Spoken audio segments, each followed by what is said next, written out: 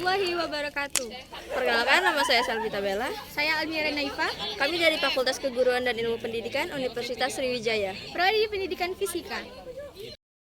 Kami sedang berada di Kampung Rumbun Sapa Marwa yang dikelola oleh Bapak Apit Fatur Rahman.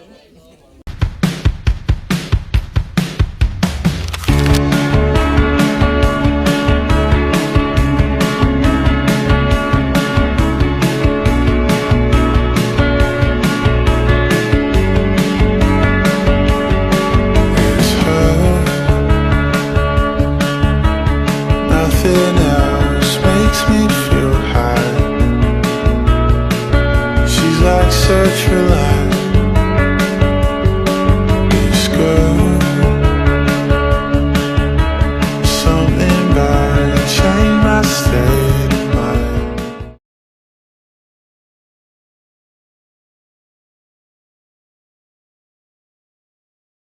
A few moments later.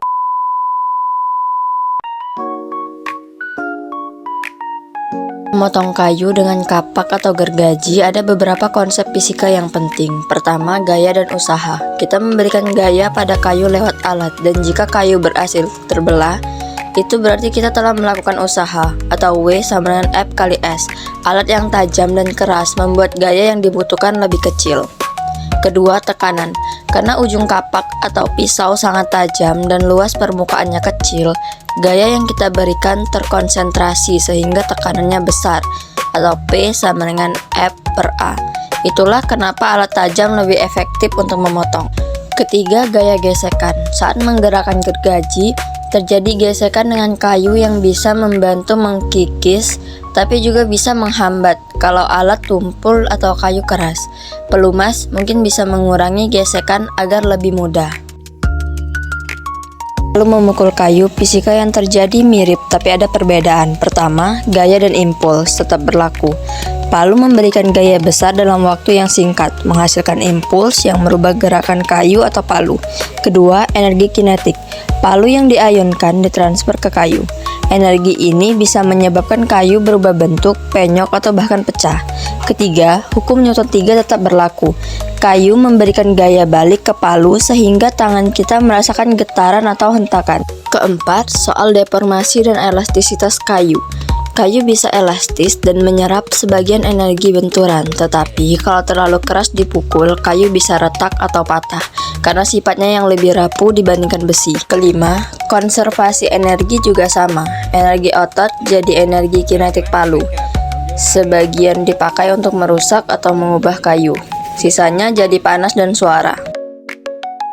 Pada saat mengangkat galon, membutuhkan gaya untuk melawan gravitasi atau usaha.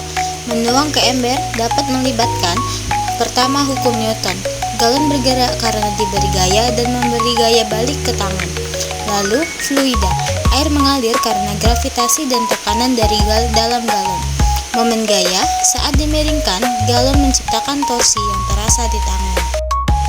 Menyiram tanaman dengan air dan tangan, air mengalir ke bawah karena gravitasi.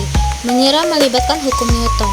Air tetap diam sampai diberi gaya, yaitu hukum Newton pertama. Semakin besar gaya, semakin cepat air mengalir.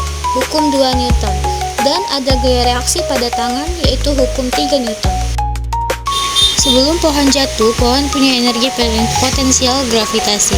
Saat jatuh, energi ini berubah jadi energi kinetik. Begitu menyentuh tanah, sebagian energi berubah menjadi bunyi, getaran, dan mungkin deformasi kalau batangnya remuk. Pohon gak jatuh lurus ke bawah, tapi berputar dari pangkal batang. Ini melibatkan momen inersia dan torsi karena pohon seperti berayun. Saat batang menghantam tanah, terjadi tumbukan yang menghasilkan impuls, suara, dan mungkin perubahan bentuk kayu atau tanah. Kalau jatuhnya cepat, gaya tumbukan menjadi lebih besar. Jadi, pembelajaran yang dapat kita ambil dari Kampung Rumbun ini yaitu fisika ada di sekitar kita, bahkan dalam aktivitas sederhana dalam kehidupan sehari-hari. Pembelajaran ini berbasis konteks lokal, memperkuat pemahaman dan relevansi ilmu dalam kehidupan nyata. Lalu, hal ini dapat mengintegrasikan ilmu pengetahuan dan kearifan lokal seperti di Kampung Rumbun, dapat menciptakan pendidikan yang humanis, aplikatif, dan membumi. Jadi, Untuk guru dan peserta didik perlu mengembangkan rasa ingin tahu ilmiah terhadap fenomena di sekitar mereka.